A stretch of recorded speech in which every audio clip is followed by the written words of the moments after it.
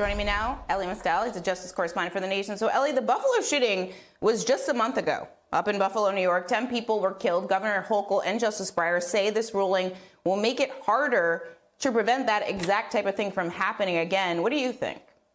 Yeah, they're exactly right. The dissent is exactly right. And I just want to point out the hypocrisy here, right? What the court is saying is that individual states do not have the right to protect themselves from gun violence. But in a couple of days, potentially tomorrow, the same conservatives on the court are going to say that individual states do have the right to force women to bring a pregnancy to term against their will. So it's states' rights for the things that the conservatives want to happen, but no states' rights when it comes to protecting ourselves from gun violence. The hypocrisy is dripping off of this opinion, but it's also one of the most extreme right-wing opinions that I have ever read.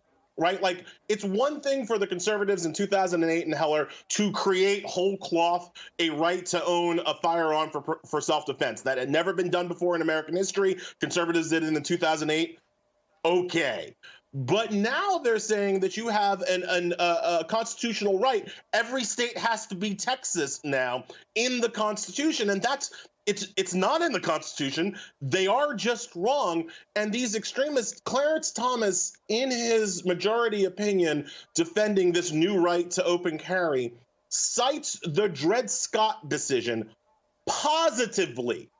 Literally, the only black justice on the Supreme Court cites the decision where they rule that a black man has no rights that a white man is bound to respect. He cites that decision positively as a reason why open carry, even Roger Taney, the guy who wrote the Dred Scott decision, understood how important open carry was. It's just, it's hard to live in this world.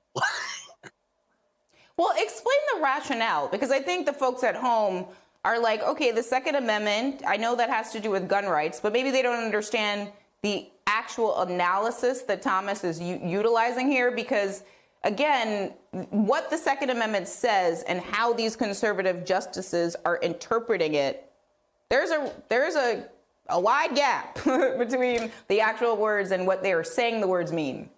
Yeah, so what they've basically done is taken the first part of the Second Amendment, a well-regulated militia being necessary to secure a free state. They've taken that whole first clause of the Second Amendment, and they've just thrown it out the window. They just white it out. They just pretend like they can't read it.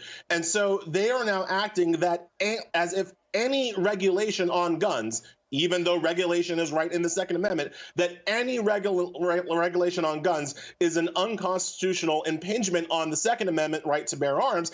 And apparently, according to Thomas, the 14th Amendment right to due process, which is, I mean, the conservatives will not use the 14th Amendment's due process rights to protect, again, women who may be, people who may become pregnant. They won't use it to protect all sorts of, disabled people, LGBTQ people. But apparently the 14th Amendment is there to protect guns.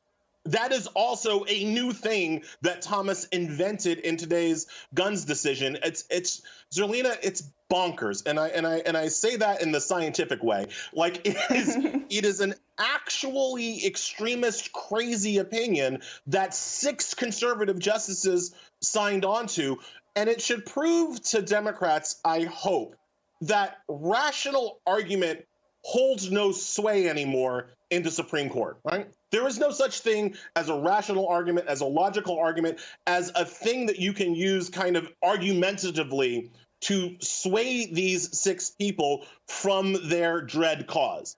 So if you are going to stop them, it is not going to be through convincing them. It is going to be through overpowering them by expanding the court with liberal justices who can read a whole amendment without ignoring parts of it. Like, that's what it's actually going to take. Arguments are of no more use here. You mean like being an actual textualist? You mean like that? Right?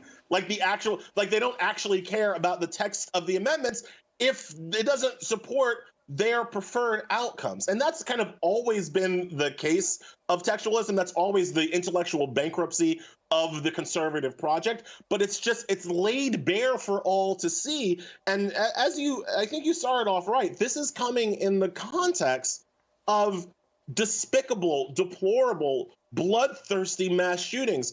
We are the only wealthy nation that suffers from this. Why?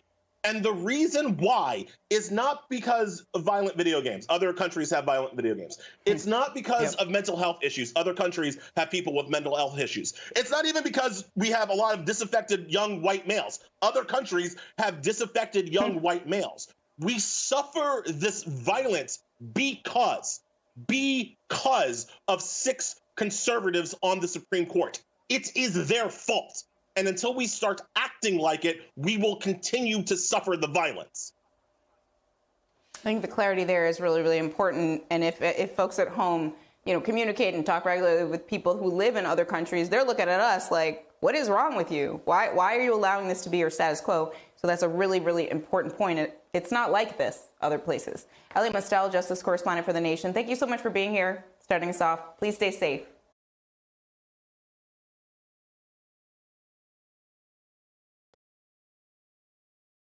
Hi, I'm Zerlina Maxwell. Thanks for checking out our channel on YouTube. You can see more from Zerlina by clicking any of the videos on this screen, and make sure you subscribe below to stay up to date on the day's biggest stories. Thanks for watching.